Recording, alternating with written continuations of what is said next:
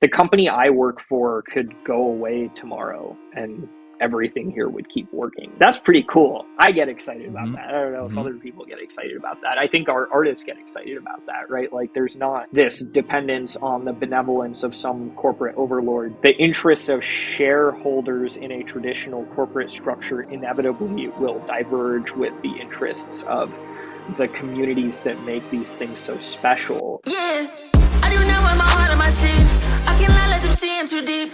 Cause I know they can use it against me. Only one I can trust is me. I got niggas I keep around me. Episode 34 of Invest in Music with Roneil from Audius. Today we're here to talk about Audius Unlocks, the first paid monetization on the platform, how to launch a decentralized network, and the launch of the audio token. As a reminder, you can collect this episode on investinmusic.xyz. Roneil's been a longtime friend and we had quite a lot to cover, so without further ado, let's get into it. Episode 34 with Roneil of Audius. All right, we are back. We got Roneil in the building, calling in from Europe, fresh on the town, making the rounds. Roneil, how are you feeling today, man? I'm feeling great, Cooper. How about yourself? I'm doing wonderful. Thank you for having me. I'm excited for this conversation. You know, you and I have had quite the history together over the last couple of years. This is a big week for Audius. There's quite a lot that was just announced at the time of this podcast being released. So I'm really excited to get into it. But before we do, why don't you give a quick background on yourself and Audius for those who aren't familiar with it? Yeah, so I'm Roneil. I'm one of the co-founders of this project Audius that Cooper's been advising and helping out with for many years. So definitely feels like this is in the family, right? So yeah, at a super high level, Audius is a community-owned music marketplace. It's a place where artists and fans can come together, build relationships, and now with this announcement actually that just went live, fans can finally purchase and unlock content from their favorite artists directly as well. So super excited for that.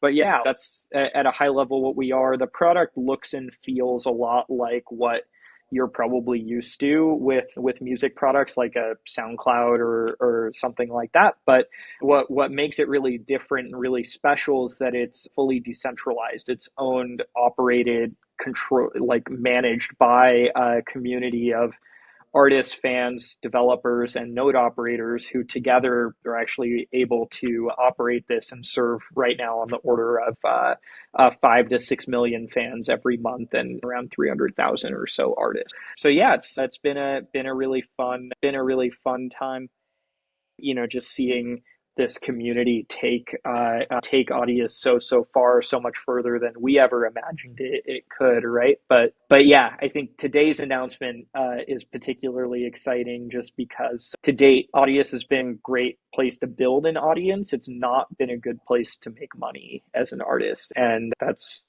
exactly what we're here to try and change with this new launch.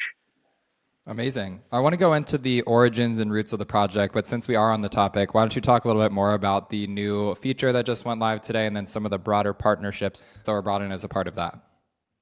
Yeah, so the new feature that went live today, we're calling unlockable content. It's basically, as a creator, you can make content, sort of mark content as being premium there, and thereby set a price that a fan would need to pay to be able to access that. So that's access the content to stream. You can also mark it as downloadable, or you can attach stems to it and other ancillary materials that, as a fan, when they pay to unlock it, they can unlock all of those things as well. And that's all direct payments from fan to artist using USDC on Solana. So it's a super simple workflow. We were able to use this partnership with Stripe within the product to be able to create this kind of frictionless, seamless credit card checkout experience that actually settles in USDC behind the scenes and pays out instantly to the artist. So yeah, it's really exciting. And I think also we're able to get some really strong support from the industry, the music industry as well around this launch. So there are a lot of labels, artists, etc., that have been excited about Audius but reticent to move forward without there being some way to monetize, right, or some way to actually earn revenue from this new channel. So yeah, we're able to both re-engage some some artists that have already been an amazing part of this community, and also bring some new artists around the table. So folks like Auto on the Track, Maddox, RAC, Cheat Codes, the Glitch Mob will all have content live in the coming weeks on the premium feature. And then on the independent label side, we also have Network Music, Circus Records, Bitbird, Anjuna Deep, Anjuna Beats. All of them are also coming on and excited to be around the table. But for those of you that have been following us for a while, you'll know a lot of these folks have already been on Audius to date too, using the free for fans features and features made for driving engagement. Just super excited to actually bring them a product experience that they can start to incentivize fans to engage with these paid offerings. Yeah. Nice. And I know that we're also excited to support with some of the artists that are, doing well in the on-chain circle. I know Daniel Yeah. Allen's going to have some music up there. Roki's going to have a track. Bloody, there's a handful of others that I know are also excited about being part of this launch as well. So, from my perspective, I think it's really exciting because people have obviously known of the Audius brand from a long time, from, like you said, building an audience and being able to get your music out to more people. I think that this feature opens up a really exciting path where you can start to monetize your music directly through the platform and do that in a way that feels very novel and unique to the core tenets of what Audius was set out to build in the first place, instead of it just feeling like it's one-to-one with what Spotify is and how that pays out. Like, it feels like as an artist, you have a lot more control about the way that you price and value your music when it comes to using Audius in the first place. You got it. You hit the nail on the head there, and that's why I was so excited to hop on here today. Right, the artists in Cooper's community and Coop Records, folks like Daniel Allen and Roki and so many others are like, you all are living at the bleeding edge of what's possible in this Web3 music intersection, and we really look to you all as being the kind of the indicators of what's to come, right, and what to be excited for, right? And yeah, could not be more stoked to hopefully address, I think, the biggest criticism we've had against us, which was very, very fair criticism that Audius just to date has not been a good place to make money, and shifting that, but also, deepening those capabilities around segmenting audience and knowing who is purchasing what and why, and being able to export that data too, right? That's the whole one of the most important aspects of Audius being decentralized, right? And of all of the things happening in this space being decentralized, is that this data is yours as the artist, right? You can do what you want with it, you control it, and you have that right to exit, right? Is kind of what we call it, right? And if you are truly able to act in a sovereign fashion around that data, meaning you can take your data and move it around between these different products and different experiences and different things, ultimately that's when I would feel like we've truly achieved the full goal, right? There's always still more work to do, but you all in this community, you're the ones living it and blazing that trail. And we really see, I guess, our role as this, fan engagement platform and community being to hyper serve you all, and then hopefully also help to translate some of those learnings to the folks who are less crypto native, both on the artist side, but even more importantly on the fan side, right? And finding ways to kind of bring those folks in and grow that pie or addressable market for you as an artist, whatever you want to call it, right? So yeah.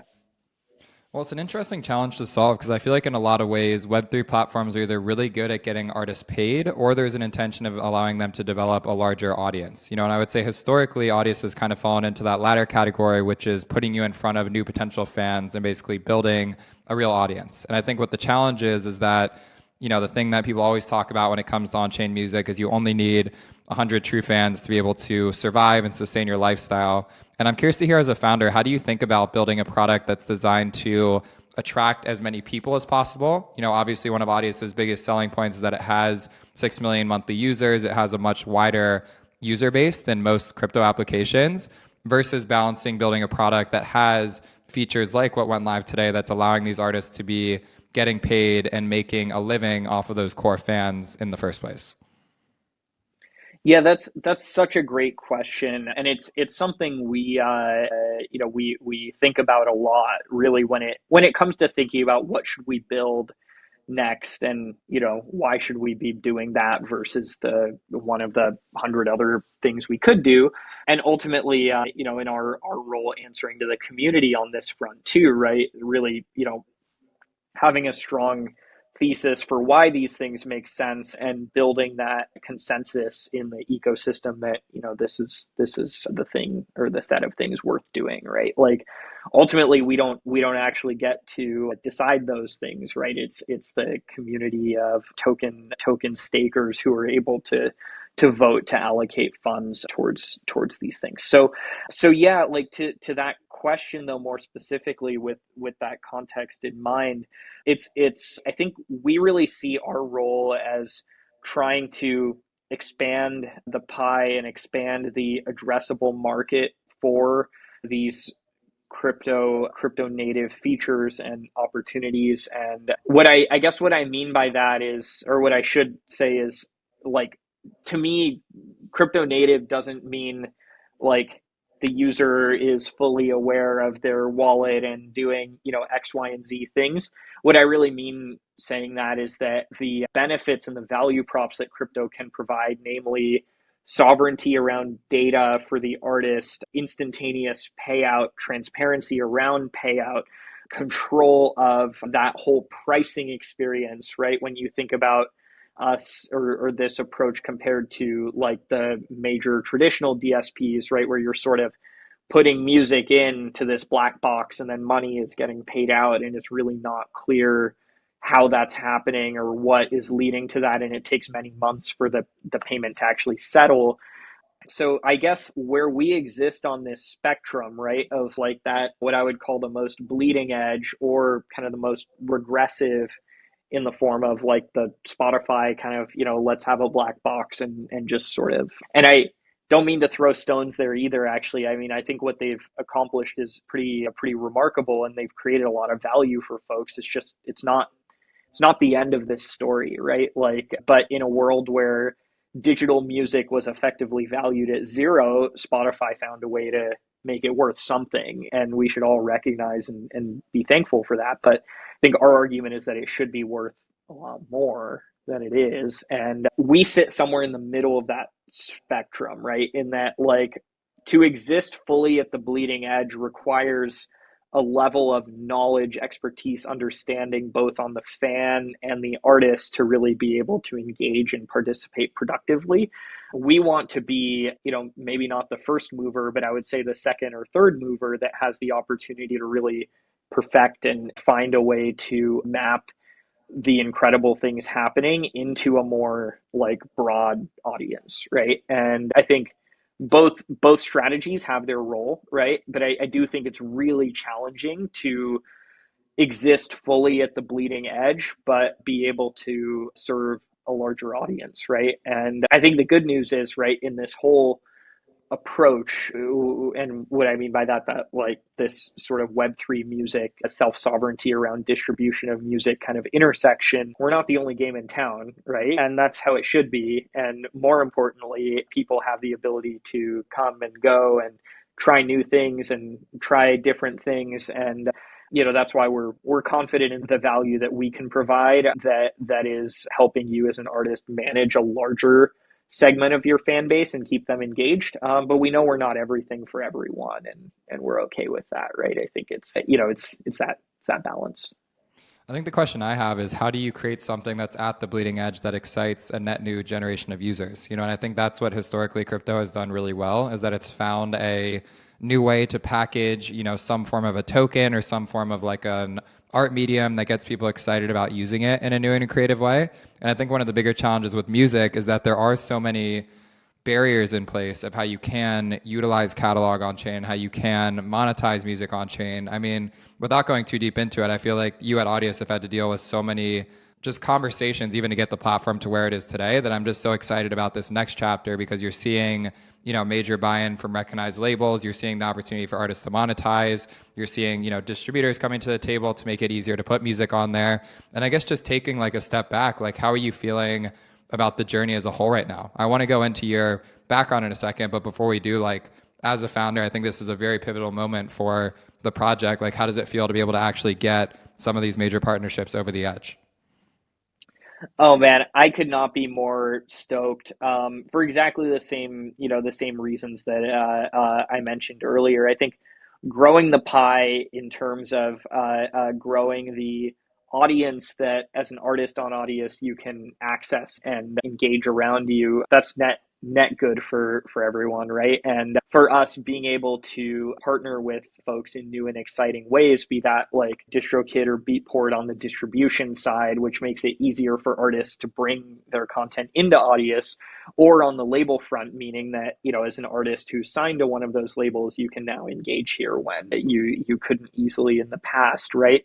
We're really trying to be able to bring these value props that I mentioned to as broad an audience as possible. And yeah, we're really excited for what that means, right? And the implications of all of that, there is now a path both to making money here, but also mapping that into these traditional kind of royalty management and payout structures that folks are used to.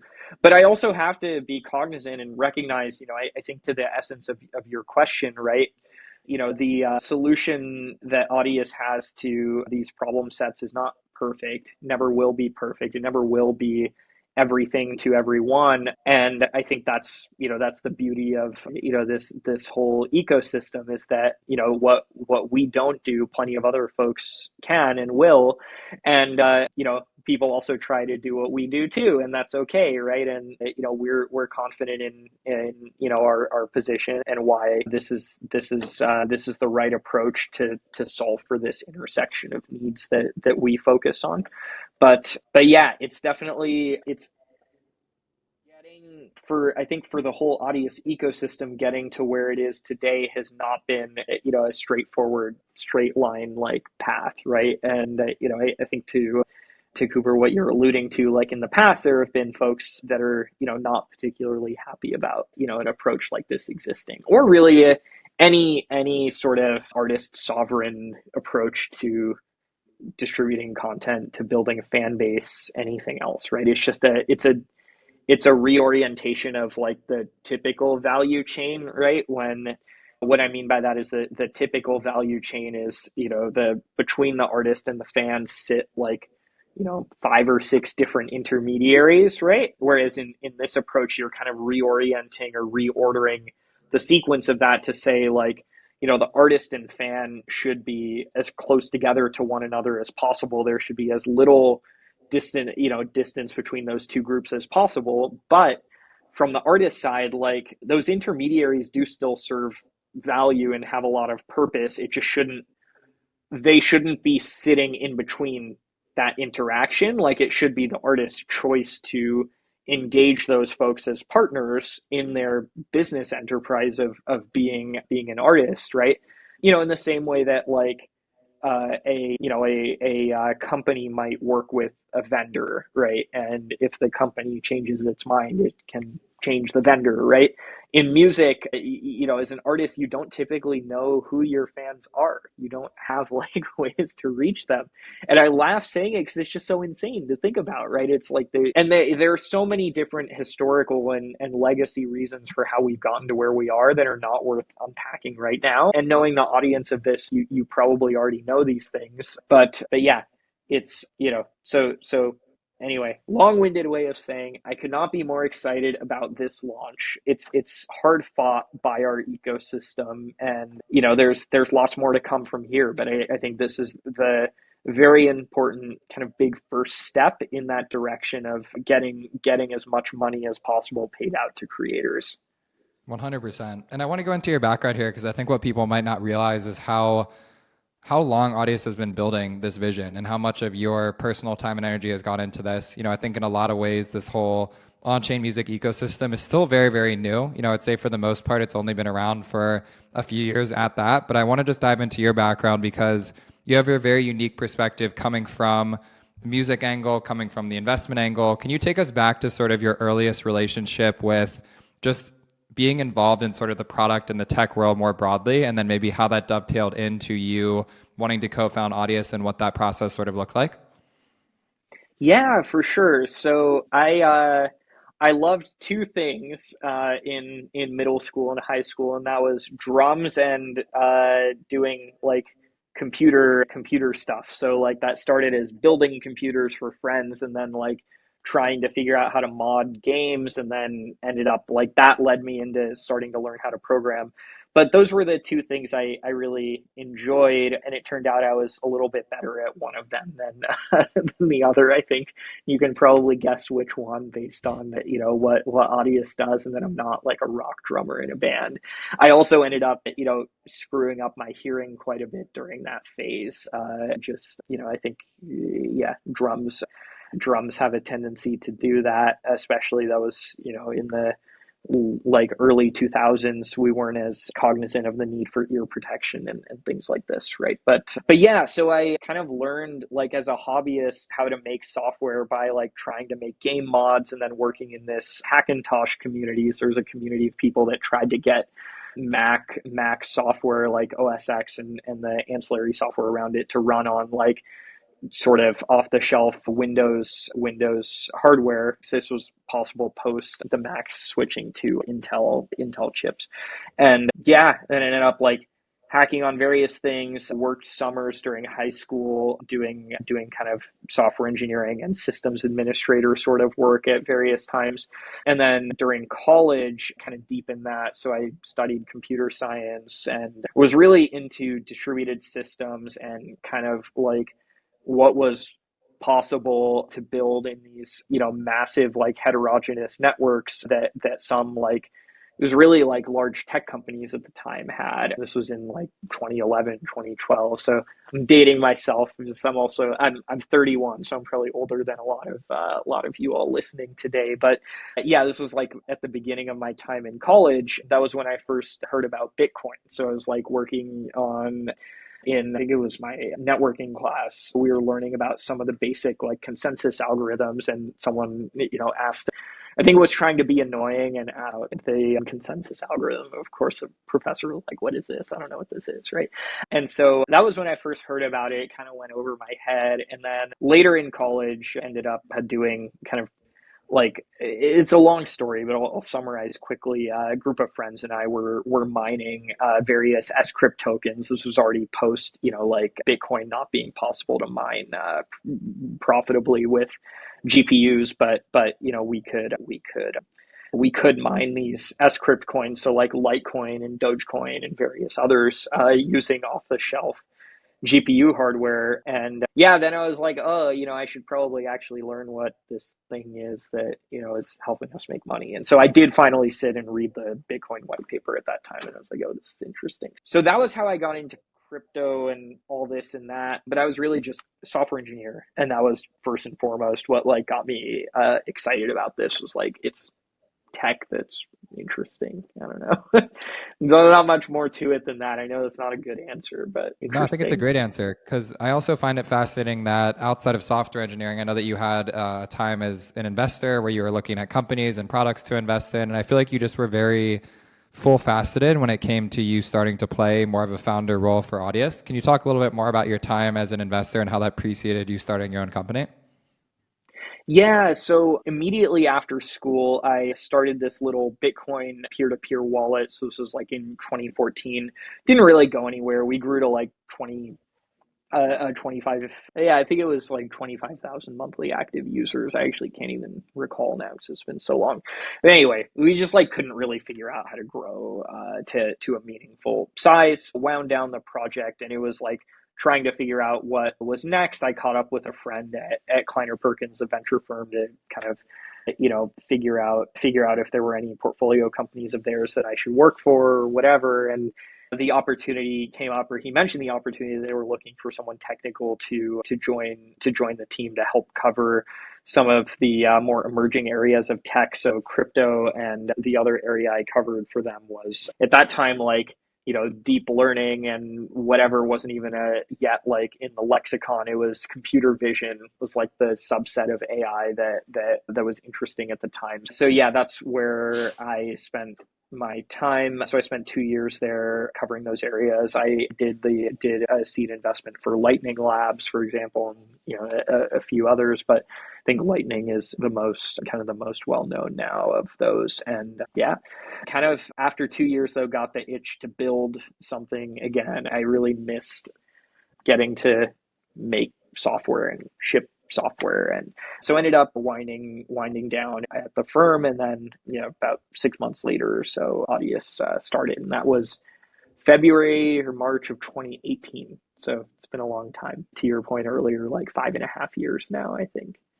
Yeah, and I vividly remember reading the first iteration of Audius when I was on a bus in Vietnam, and just being so exciting because it was the first like crypto music project that I saw that felt like it was really taking it seriously. You had a lot of undertones there about wanting to build like a strong consumer product with it, but I was always so interested because whereas I think today a lot of teams start from just like the app layer of like how does this work on top of Ethereum, how does this work on top of a layer 2 or something like that.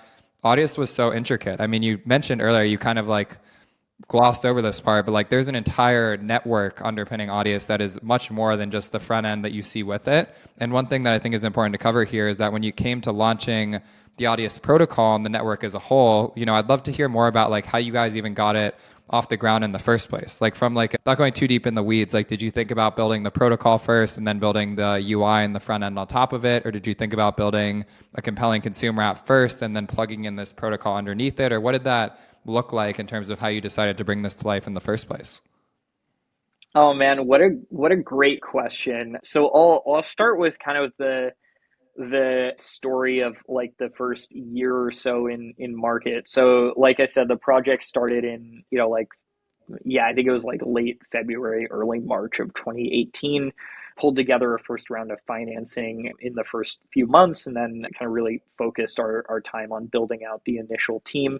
So by like June of 2018, we had the first few team members join the project. Started to build. We just wanted to build like the most minimally functional version of what we envisioned Audius to be as quickly as possible, which it's funny actually looking back on it, is really not that different from the Audius of today, but like an end-to-end thing where you could upload content to kind of a profile where you host it, share that profile out to fans, and then they could follow it, favorite it, engage with it, that sort of thing, right? Like that was it. That's what we kind of were like, okay, that's like our first end to end. So we actually managed to ship like an alpha version of that in about 6 months. That is the fully end to end, both the very much alpha quality node software, and I'll get into more detail on that in a minute, but that's where, the content was being hosted and distributed.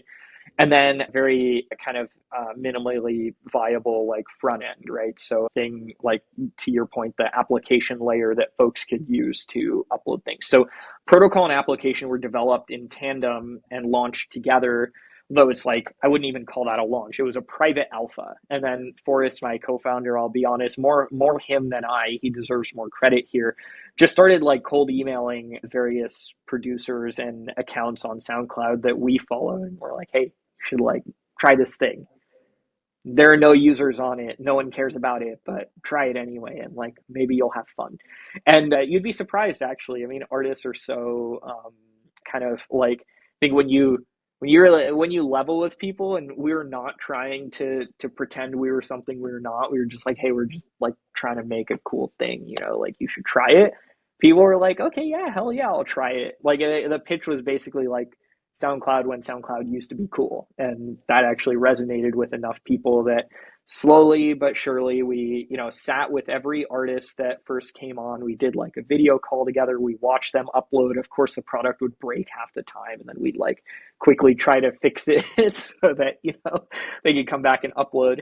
And about 6 months of doing that, the product actually got like pretty stable. And we were like, all right, now we can roll this out fully openly to the public. So during that period, it was invite only. We shifted to what we called a public testnet. So the node software in the alpha was run by us. In the testnet, we started to onboard our first external node operators, but it was still very much like, I don't know. I mean, even calling it a beta is, I think, a bit charitable. Is like things were still rough during that time. But yeah, the product became fully publicly available like September 2019. Spent a year in that phase. So onboarding more content, more users, more node operators. And ultimately, about a year later, kind of the things had matured enough in the test net that we felt ready to kind of make the push forward, and our ecosystem was supportive of that. The node operators and artists and whatnot that we spent time with, kind of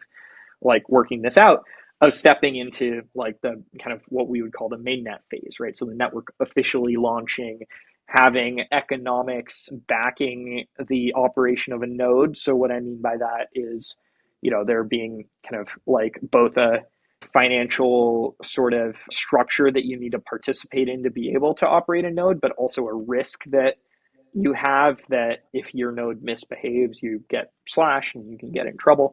And then yeah, that was it. So we I guess, like, summarizing all of that, the first year of Audius being available as a product publicly was in this testnet period. We launched that with like, I think 200 or 300 artists had onboarded on that in that time.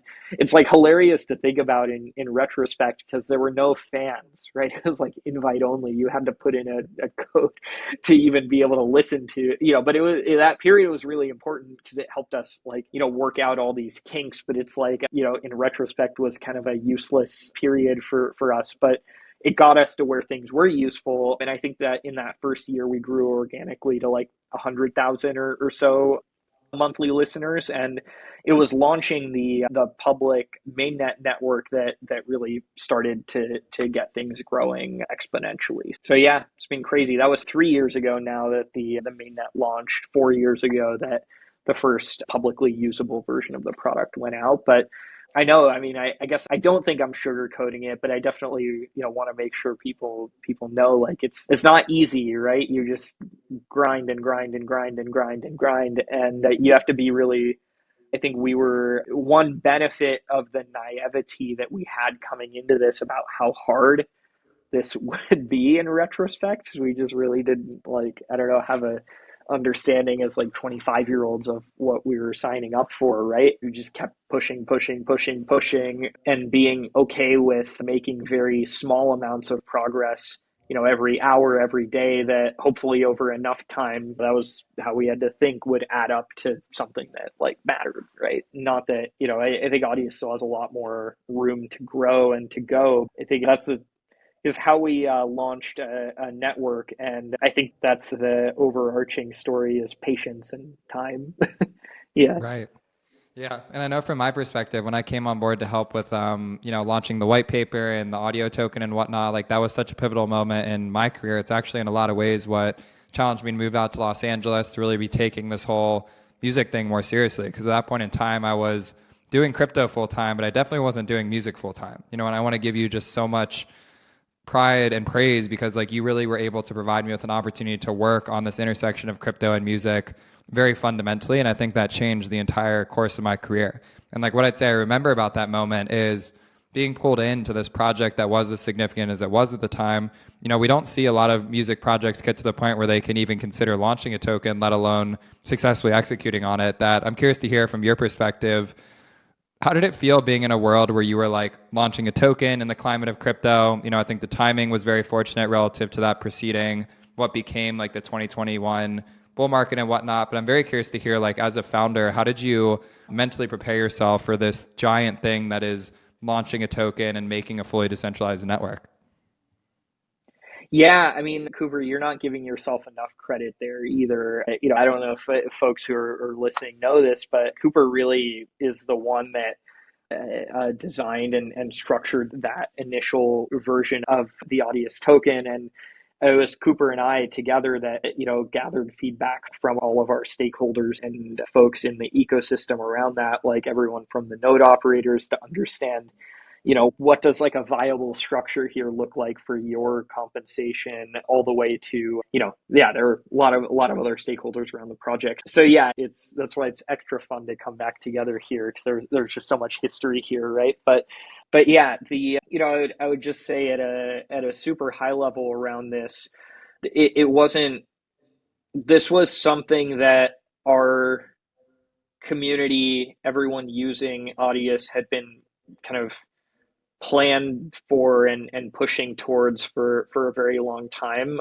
From day one, we said Audius is aspires to be a user owned, user operated, a user controlled ecosystem, and this was the means to accomplishing that, right? So I think that's like the kind of the crazy thing, like looking all the way back, was like when the first like idea for Audius kind of gelled into what ended up pulling together the sort of early team and everything around it in 2018. This was sort of always planned for and kind of signaled via, even like if you go look at Wayback Machine or whatever, to like the early versions of the white paper. There was always a need for some means of aligning economic interests around, securing this network, governing this network, controlling and gating access to features that consume network resources. So there was kind of a need for something like this. So yeah, I wouldn't. It was not like I guess two things there to answer this, and hopefully all of this information also answers it. But it was not like a decision was made, to launch the token at a given time, and it wasn't our decision to make anyway. I think so. So it was sort of that groundswell of support and engagement, and the testnet feeling sort of mature enough in the community's eyes that they signaled that they would be supportive of that step, and then it just became our job and some job of some of the other players in the ecosystem to kind of help put things in motion. If you were launching Audius again today, do you think you would do it any differently? Like knowing everything that's on the table with how far crypto's come and all the new tools that are available and the way that people are building products in the space today. Like if you were starting Audius today, do you think you would do it the same, or do you think you would do anything differently? I want to say yes, because we know so much more. There's so many more tools available that would have made our job so much easier, right? But I also want to say no, because I think the journey of getting to where we are now has so kind of profoundly, like, influenced and helped kind of solidify and crystallize what this thing is, right? It's kind of like the, what is it, pressure creates diamonds, right? Like some Yeah. hardship is not bad necessarily, but certainly like me 3 years ago or 4 years ago going through these various hardships and whatnot would probably not be appreciative of me today saying that. So I don't know. Yeah. I think, yeah, like, I mean, yeah, the answer is definitely yes, like, because hindsight is 2020, and it's like these things that now feel so obvious back when we were trying to figure out what to do were not at all obvious, right? And yeah, I mean, it's all the way down to like the most stupid and nitty things, like, what vendor do you use to do X or to do Y, or like how do you do this or how do you do that? And figuring that out is kind of like doing it wrong 3 times and then getting it right the fourth time, right? That's Yeah. that's just the nature of it. And now I feel like, I guess, yes, like if I were to go into a clean room, with a big enough like group of folks, and we were all to say like, hey, like, let's try to do this from scratch, right? Like, yeah, I don't know. I don't know that it's possible to do in today's landscape either, right? Right. That's the other thing that's interesting, right? It's like the Hmm. timing of these things, and the market being accepting of something at a different at a given time, but potentially not accepting of it at a different time. I don't know, man. It's like Yeah. you're like tempting fate trying to say it, right? Totally. I mean, there's a couple things to unpack there. Like one of my favorite stories with Audius was when you guys were just consistently, the bandwidth, the POA network couldn't keep up with the amount of demand that the Audius product was getting because it just wasn't designed in a way to support like a mainstream application. So it was like this chain was literally breaking because Audius was just having people listen to music, which is like a crazy thing to think about, that there was a time and place where that wasn't possible to be able to accommodate like people doing a simple action of like listening to music with how much like network constraint that put on someone, with that then leading to like Audius partnering with Solana, which was a major moment, but also like at that time and place with where the wider crypto conversation was, is like that became like a topic to talk about. And then even like launching the token, it's like at that point in time, launching a token was such a major deal because it was such like a pivotal thing in like the broader zeitgeist of crypto products, that today no one's really launching tokens right now. And we haven't seen like a major quote unquote airdrop from like a consumer product in a long time, because I think that in a lot of ways, like the trends are just always changing. You know, what people find relevant is always changing. And to me, it always just felt like Audius has kind of been living in the future, in the sense of like you guys building a consumer application that has real people using it, but those demand points highlighting very vividly the constraints that we currently have around building on-chain applications, because in many ways, it still feels like we're figuring out how do you actually build an application in a network that can support millions of monthly users. And I think that in more ways than most projects, you guys had to really just brute force your way through sustaining a very simple thing, which is allowing a lot of people to listen to music while still adhering to the core tenets of making this a decentralized network that's using all of the tools that are on the table today. Yeah, I think you summed it up so well there. It's like, just struggling and fighting to meet that basic like level of like functionality, right? But because we were as a community like holding ourselves to that, what we saw as kind of the correct standard, right? Like the company I work for could go away tomorrow and everything here would keep working, right? Like that's pretty cool. I get excited about Mm-hmm. that. I don't know if Mm-hmm. other people get excited about that. I think our artists get excited about that, right? Like there's not this dependence on the benevolence of some corporate overlord to like, keep. I don't know whether we've seen, like Bandcamp is the most recent example of this, right? But the interests of shareholders in a traditional corporate structure inevitably will diverge with the interests of the communities that make these things so special, right? And that's all that Audius was at its corest of, at its most essential essence was, what if that group could be the same people, right? What if the effectively like the, in a Marxist sense, like the bourgeoisie and the proletariat could be one and the same, right? And there's no Mm-hmm. reason why that couldn't be. But more so than that, I would actually argue it's more kind of economically viable for them to be one and the same, because you can incentivize the growth of like a kind of an inherently like social and media driven product like this through ownership, right? And like Mm-hmm. how cool is that? So like it's, by just, and yeah, like I know Cooper, you and I have had many debates about this, right? It's like, it's hard to get all these parameters like correct from day one, but it's at some point like surrendering yourself to the acceptance that like, they can't be correct, but they can be good enough, and defining and figuring out like what that good enough is. But yeah, I think as much as like I love that framing that we live in the future, I think there are a lot of other folks that live further out on that curve than we do, and we constantly learn from them too. So I'm always excited to see, Cooper. I look at a lot of the work that you do as being further out on that curve, and for us, it's been so valuable to get to see that playing out and getting to see more so than anyone what these amazing artists do with these weird tools that us and others try to make, right? We'll come up with the craziest things to do, and there's no wrong way to use the tools, right? That's like the best part. It's like we get to learn from how users use them. So yeah.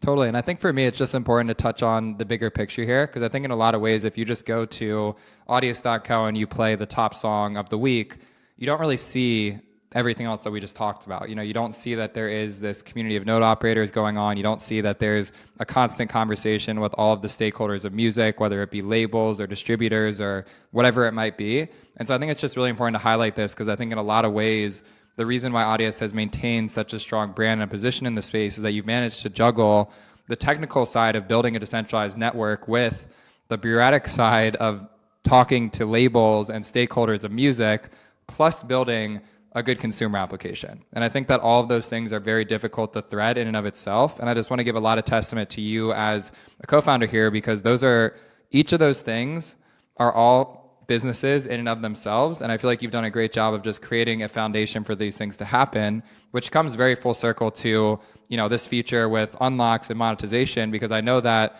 monetization on Audius was a flagpole and a North Star in conversation for many, many years. You know, when we were launching this token and we were thinking about bringing this network live, it was always about getting to a place of monetization being possible. And the reason why I'm really just hammering down on why this is such a major moment is that things like your partnership with Stripe, you know, things like your partnership with these labels, it all feels like it's coming to a place where now the real fun starts, which is like, how do artists make money for using Audius? And it's just so important to really back channel and talk about all the work that gets there. Because I think artists just want to ask the question of like, well, why can't I just start getting paid today? And I think it's super important for anyone listening to realize there was a shit ton of work that went into even making this thing possible in the first place. But now we get to really enjoy the fruits of that and see what's possible in the chapters to come. You got it, man. That is such a great summary of everything. I think both that this announcement represents and everything it took to get here, right? And I wouldn't say that this is the only way, right? We just don't know that. Like maybe there was another way to get to this place, one that could have been faster or one that could have avoided reaching scale of audience before attempting to tackle the monetization question. But I think it was the right path for us and for where we as an ecosystem were at. And I think this community for the most part agrees, right? But more than anything, I think, you know, we serve the artists that use Audius, that engage with their fans here every day, every week, every month. And ultimately you all are the judge of whether this thing is doing what it should for you or whether it's not. So yeah, 100%. like always more work ahead, but you are right. Today is a big day for this community and for this ecosystem. And I'm certainly very proud of everything they've accomplished and they've done. And I want to touch on one more thing before we go into closing thoughts here. I know a part of this new rollout is this audio match program that you have. Can you talk a little bit more about sort of the way that not only is monetization being enabled through this new feature, but also how having this core underlying economic unit of the token kind of feeds into incentivizing people to actually use it in the way it was designed? Yes, I love. Thank you for bringing this up, because I think this is a really important point around this and just more generally around what a network like Audius is capable of. So what Cooper is mentioning here is basically alongside of the monetization rollout, there's this match program where, let's say, you know, you as an artist put up a track and price it at $2. When a fan comes and purchases that track for $2, the network will actually mint out 2 Audius tokens to the artist in addition to the $2 or 2 USDC in you know precise terms that the artist is getting, and 2 audio tokens to the fan. So it's a super simple mechanic, but same thing, like underpinning all of that is this very complex like anti-Sybil system and lots of other things, machinery that allows for the network to, in those very precise and granular ways, incentivize certain behavior. So that passed governance like a week ago or a week and a half ago or so to roll out or to layer on those new incentives, because those do change. You know, there's basically the token supply inflates over time. A portion of that inflation gets directed towards these different campaigns, and so this campaign was added to that set. And yeah, I think it's such a cool means of incentivizing behavior happening around an ecosystem like this. But it's ultimately the community voting to use its collective budget via inflation to incentivize various things, which is super cool. So yeah, like being able to do that, and again, those tokens represent the ability to vote in governance, to operate nodes in the network, or to delegate to nodes in the network and earn revenue through that work. And they also represent the ability to access features as a creator. So there's kind of this means of aligning the interests of all these players in the network, and incentives like this can, in a very targeted fashion, say, the people in the network that are doing X, Y, and Z behaviors should be people that have more influence or say in what happens and how it happens and why it happens. That's maybe an opinion that people would disagree with, but I think that's the opinion and the position that like Audius as a network takes, that those who bring the most value to the ecosystem should get the most value back from it, right? And should have the most say in how it changes over time, because they are the ones that are most dependent on or most engaged with it. But again, like just to what we said, probably don't have those parameters right from day one. The community will have to watch this closely and adjust and tweak and change over time via governance. But that's kind of the fun of it, right? Is that you don't, like, no amount of modeling is going to tell you like what incentive structure should be there. You just kind of at some point, like, community has to jump, right? Like, Right. yeah. I just think it's such a powerful moment because historically, there's been a way to earn tokens if you're a node operator securing the network. Most artists are not technical, so that's something that they're not as familiar with. And then you have these top track models where it's like if you get the most streams on a given week, you can earn a small sum of tokens.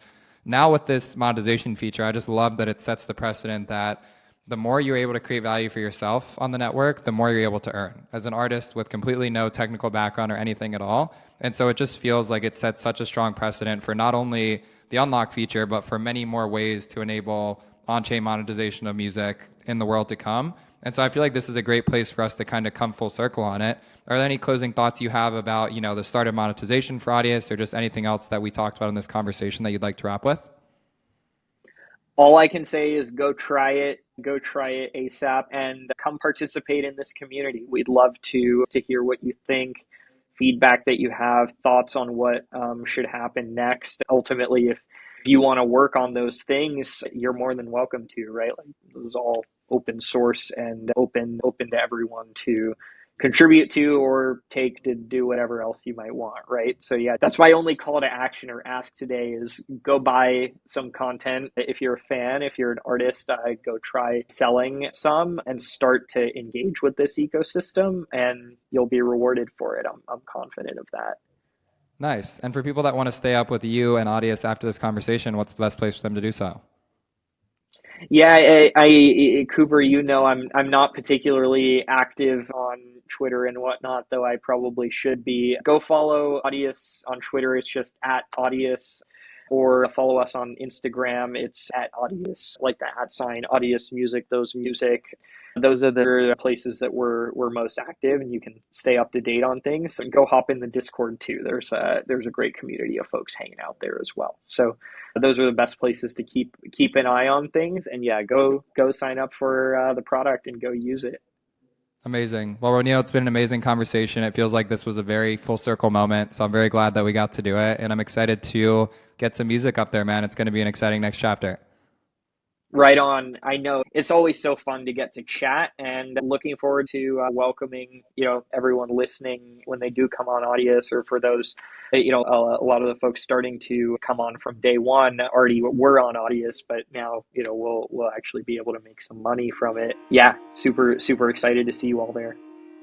Well, thank you guys for listening. Audius Unlock now live at the time of this podcast dropping, and we will talk to you again next week. See you, everyone.